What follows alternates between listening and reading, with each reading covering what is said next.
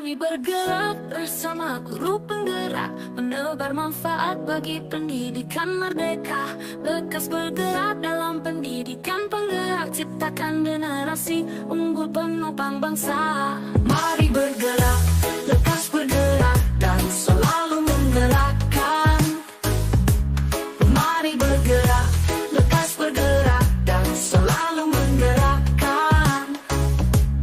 Mari bergerak bersama guru penggerak. Assalamualaikum warahmatullahi wabarakatuh. Perkenalkan, saya CGP Angkatan 11. Saya seorang guru di SMA 18 Pangkep.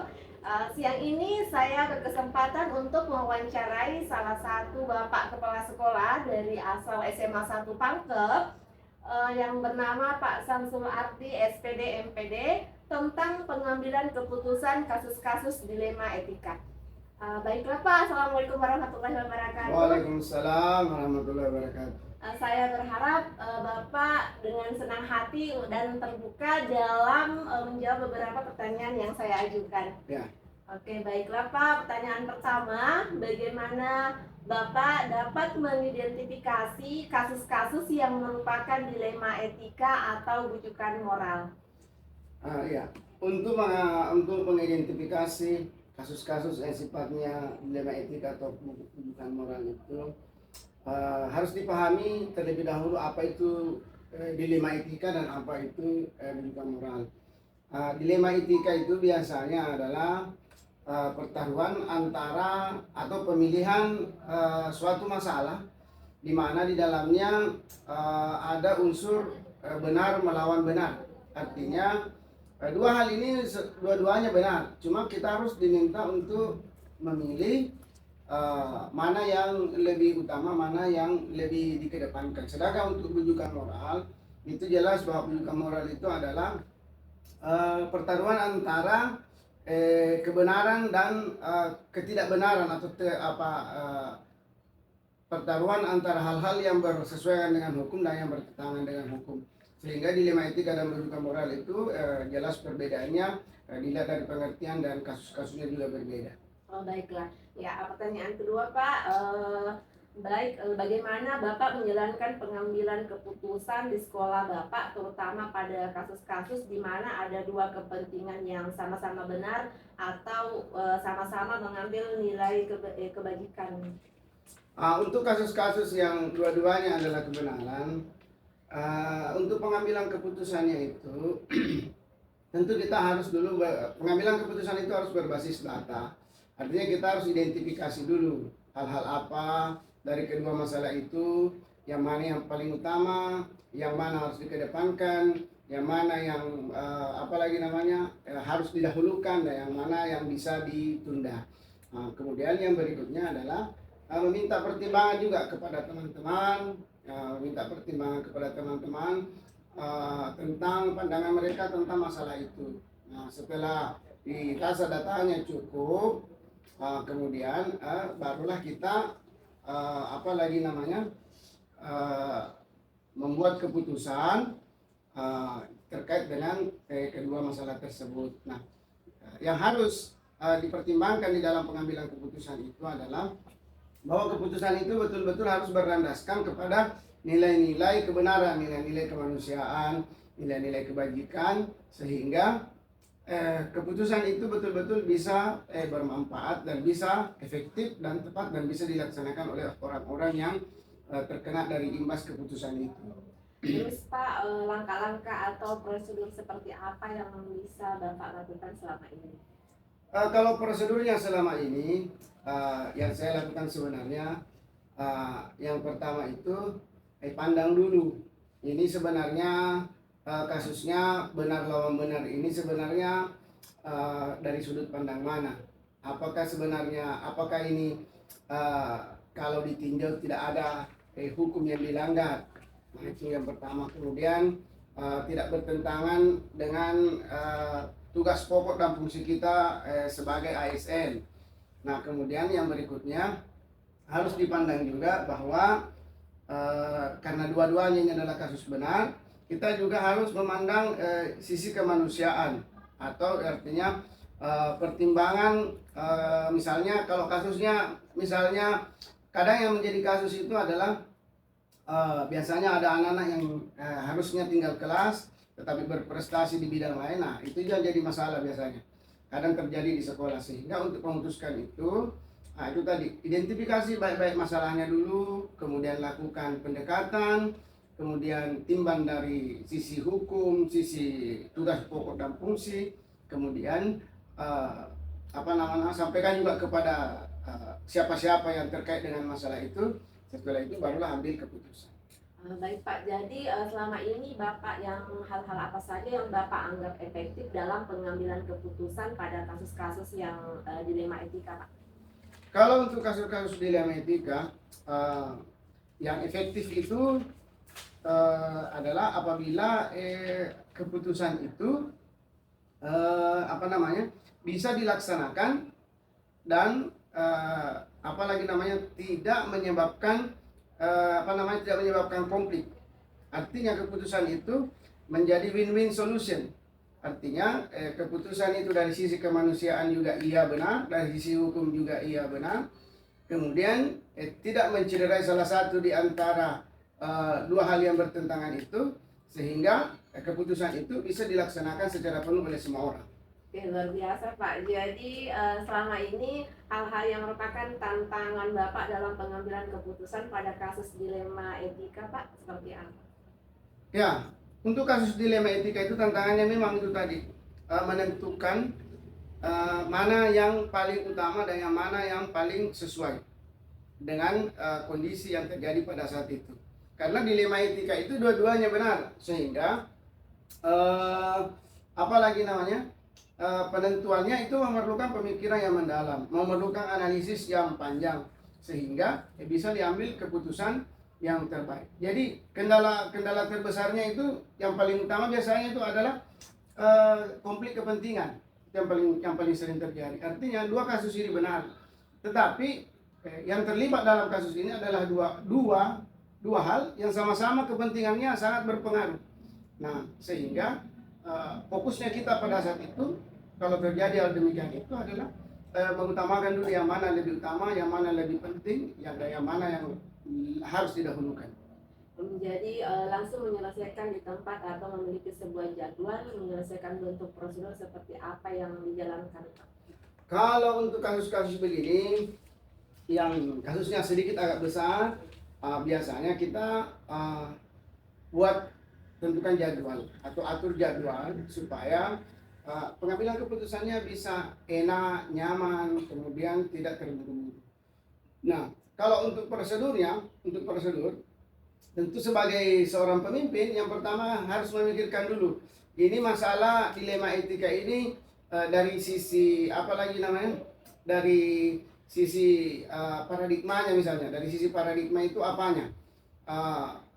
Istilahnya biasa ada orang mengatakan bahwa dalam kasus-kasus yang namanya dilema etika biasa pertaruhan antara yang benar dengan kesetiaan, biasa ada juga keadilan dengan rasa kasihan. Nah, ini yang jadi persoalan. Nah, jadi itu kita harus tinjau dari sisi itu dulu. Kemudian selanjutnya kita juga harus mengetahui kita harus berpikir kemanusiaan, berpikir jauh ke depan, berpikir dengan melalui rasa-rasa kemanusiaan atau humanisme, sehingga muncul rasa kasihan pada saat mengambil keputusan. Kemudian yang berikutnya, lakukan langkah-langkah pengambilan keputusan yang tepat. Lakukan langkah-langkah pengambilan keputusan, artinya keputusan itu harus ditinjau pertama dari sisi hukumnya, dari sisi kode etik, kemudian dari sisi solusinya, kemudian kemanfaatannya, kemudian bagaimana kalau keputusan itu misalnya disampaikan, apakah tidak ada protes atau apa dan sebagainya. Nah, seperti itu yang biasa kami lakukan. Baik Pak, jadi adakah seseorang atau faktor apa yang selama ini mempermudah Bapak atau membantu Bapak dalam pengambilan keputusan dalam kasus dilema etika? Yang pertama tentunya adalah pengalaman. Nah, itu yang faktor pengalaman itu sangat menentukan di dalam pengambilan keputusan. Artinya, di saat kita sudah banyak mengalami hal seperti itu, maka kita akan mudah menentukan karena sudah ada panduan, sudah ada dasar yang sebelumnya kita alami. Kemudian yang kedua adalah pengetahuan. Artinya kita harus banyak belajar, kita harus banyak berdiskusi, berkolaborasi dengan teman-teman supaya mudah kita di dalam menentukan atau dalam memutuskan sesuatu. Nah, itu yang paling penting. Kemudian faktor apa namanya? Kalau orang-orang lain yang biasa saya pakai, yang biasa digunakan dalam membantu menyelesaikan keputusan adalah stakeholder sekolah, seperti wakil kepala sekolah, guru bimbingan, koordinator bimbingan konseling, teman-teman lain yang kepala sekolah yang lain yang memiliki mungkin pengetahuan atau keahlian di bidang seperti itu. Dari semua hal yang telah disampaikan sama Bapak, pembelajaran apa yang dapat Bapak petik dalam pengalaman Bapak mengambil keputusan dilema etika? Pelajaran yang paling utama itu dalam mengambil keputusan dilema etika adalah bahwa pengambilan keputusan itu harus berada pada kondisi kesadaran penuh. Artinya keputusan itu kita sadar betul bahwa keputusan ini akan berefek pada banyak orang.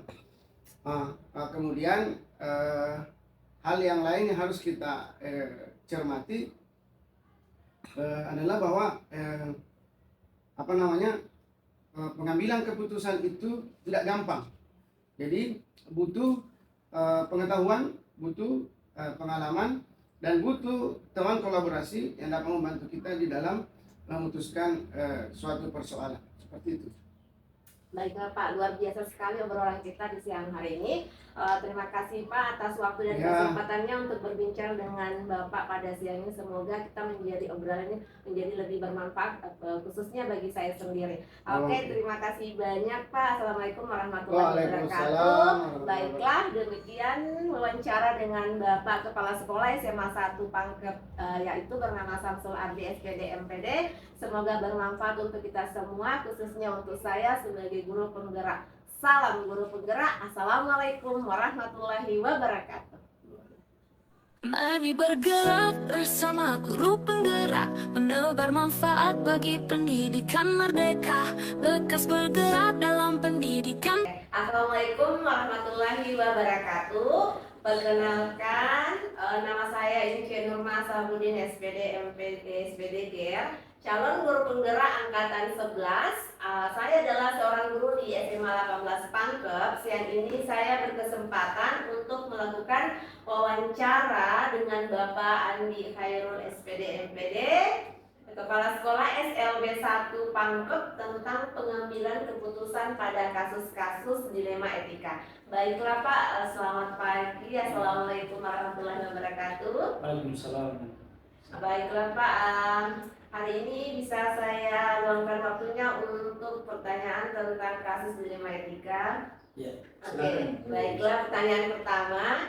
Bapak Herul, bagaimana Bapak dalam mengidentifikasi kasus-kasus yang merupakan dilema etika dan rujukan moral, Pak?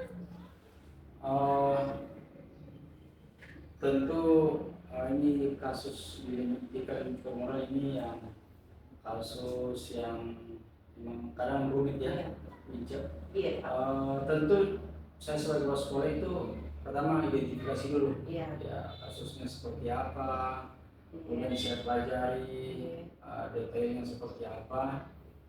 Nah setelah identifikasi kemudian saya pelajari kasus itu, maka nanti di ujung-ujung saya akan baru menyimpulkan, kemudian mengambil keputusan mana yang tepat yang harus saya ambil, karena memang kasus dilematika ini kadang betul-betul kita dilema. Di satu sisi tidak berpikir untuk kebaikan, di sisi yang lain kadang juga ada negatifnya. Makanya harus betul-betul kita pelajari baik-baik kasus tersebut. Jadi Pak, pertanyaan kedua ini, bagaimana Bapak menjalankan pengambilan keputusan di sekolah, terutama untuk kasus-kasus di mana ada dua kepentingan yang sama-sama benar atau sama-sama mengandung unsur nilai kebajikan, Pak? Hal itu tentu banyak dialami oleh para kepala sekolah, termasuk saya. Ketika ada dua keputusan yang bisa kita ambil, cuman kadang di sisi lain keputusan yang satu misalnya ini cocok ini, cuman kita berpikir mudaratnya, negatifnya ini yang satu juga ada. Tentu kita melihat dulu, melihat kasusnya seperti apa. Kemudian kalau saya secara pribadi ketika mengambil keputusan itu, saya ada opsi 1, 2 sampai 3 opsi, tapi saya melihat dulu mengerucut. Kalau yang opsi satu ini yang saya ambil, apakah merugikan orang banyak atau tidak, atau opsi yang saya ambil ini ini merugikan orang sedikit. Jadi di situ akan saya pilih bagaimana keputusan itu betul-betul tepat, ya, tidak merugikan orang lain seperti itu, terutama orang banyak, ya. Baik Pak, lalu kemudian hal-hal apa saja yang selama ini Bapak anggap efektif pada pengambilan keputusan pada kasus-kasus dilema etika? Langkah yang paling efektif yang sering Bapak lakukan itu seperti apa Pak? Kalau selama ini kasus seperti itu katakanlah menjadi supaya efektif, ya Bu Ica, artinya yang saya lakukan yang jelas identifikasi, Ya. kemudian yang mana prioritas, Ya. ya, atau yang utama. Ya. Hati-hati sekali dalam kaitannya seperti itu. Bagaimana langsung saja dirumuskan tujuannya. Ya, tujuannya biasanya kalau memang ada hal tertentu yang krusial, saya mengambil langkah tentu yang ajak bicara secara pribadi Ya, dulu. ya. Nah, kemudian nanti proyeknya saya kira itu yang paling utama. Ya kita ajak secara pribadi, ya, supaya lebih terbuka jawabannya. Oke, baik Pak. Lalu kemudian hal-hal apa saja yang selama ini menjadi tantangan Bapak dalam pengambilan keputusan pada kasus-kasus dilema Pak? Kalau yang selama ini Bu Ica, yang saya alami berkaitan dengan tantangan kasus dilema etika atau rujukan moral misalnya, Iya. seperti itu biasanya menyangkut berkaitan dengan sara misalnya, ya, dengan agama misalnya, itu berkaitan dengan misalnya anggaran, itu menjadi tantangan, ya, sara menjadi tantangan, anggaran menjadi tantangan, kemudian menyangkut juga berkaitan dengan kalau keputusan diambil kira-kira dampaknya sosial apa, harus sampai dibayar kira-kira besar atau tidak, kemudian dampaknya juga, itu menjadi tantangan yang utama menurut saya. Ya. Baik, apakah Bapak memiliki jadwal dalam sebuah penyelesaian etika? Apakah Bapak langsung menyelesaikan di tempat atau memiliki jadwal untuk menyelesaikan bentuk dan prosedur seperti apa yang Bapak gunakan? Tentu Bu Ica menurut saya tidak langsung, ya. Kenapa? Karena kasus dilema etika atau rujukan moral ini seperti tadi di awal saya katakan bukan hal yang biasa. Kita harus butuh pertimbangan. Makanya saya secara pribadi itu buat jadwal misalnya, ya. Misal ditaruh di hari Sabtu atau di akhir pekan, ya, itu saya sharing dengan orang lain atau dengan guru-guru, bahkan yang saya anggap senior atau tokoh. Kadang saya mencari masukan dengan mereka supaya betul-betul keputusan yang saya ambil ini tepat begitu, ya. Karena memang kasus dilema etika rujukan moral ini kalau kita tidak hati-hati, ya kadang keputusannya nih cocok untuk saya, cocok untuk kasus ini, ternyata di ujungnya boleh dua mudaratnya lebih banyak dampak positifnya. Mungkin kita ingin menolong satu orang, ternyata menjadi korban banyak orang, atau sebaliknya. Makanya kita harus sharing dengan orang-orang lain, kemudian buat jadwal, kemudian tak ada tahap-tahapnya seperti itu. Baik Pak, adakah seseorang atau faktor-faktor lain yang selama ini mempermudah atau membantu Bapak dalam menyelesaikan keputusan ini Pak? Tentu ada, ya Bu Ica, kita sebagai makhluk sosial, sepandai-pandainya kita pasti ada kekurangan bagi kita, ya, sebagai pimpinan. Jadi kadang saya libatkan teman-teman di Wakasek misalnya, ya, kadang saya libatkan orang-orang tertentu misalnya, ya, bahkan termasuk dengan keluarga saya ketika saya agak bingung menentukan satu keputusan, ya, termasuk beberapa senior saya dalam misalnya guru saya dulu yang di tempat saya mengajar sebelumnya, atau mungkin kepala sekolah yang sudah pensiun, yang tadi saya katakan saya anggap tokoh, menjadi tempat sharing untuk mendapatkan informasi supaya keputusan itu tepat ya, sesuai tujuan kita. Ya, seperti itu Bu. Pertanyaan terakhir ini Pak, dari semua hal yang telah disampaikan Bapak tadi, pembelajaran apa yang dapat Bapak petik dari pengalaman Bapak mengambil keputusan dilema etika Pak? Luar biasa, ini beberapa pertanyaan tadi ya. Iya. Yang terakhir pengalaman yang saya petik ini dalam pengambilan keputusan tentu kita harus pertama hati-hati. Iya. Kemudian harus berdasarkan fakta, Iya. ya, karena tidak banyak sekolah yang ketika masyarakat mengadu atau bahkan orang tua siswa, ya, background saya bekerja seorang guru BK sebelum Iya. jadi pimpinan kepala sekolah. Kadang ada orang tua yang protes, anak saya kenapa misalnya diputuskan untuk dipindahkan. Iya. Mereka minta fakta, mana buktinya anak saya sering bolos. Bapak tidak pernah, misalnya contoh ya, tidak pernah menyurati saya. Nah ini pentingnya fakta-fakta atau bukti fisik. Iya, kita simpan supaya ketika orang tua atau masyarakat itu protes, ada fakta atau bukti fisik, dokumen yang kita bisa persiapkan. Kemudian tentu dengan selain bukti dukung tadi itu, tentu dengan wali kelas kerjasamanya ya, supaya menjadi saksi yang bisa betul-betul dipertanggungjawabkan. Intinya kesimpulannya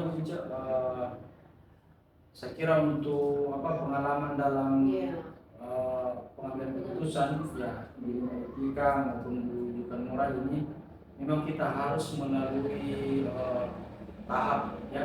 Saya kira ini luar biasa dalam guru penggerak. Ya ada pengalaman kita karena ternyata menyelesaikan masalah itu tidak serta-merta mengikuti emosional kita.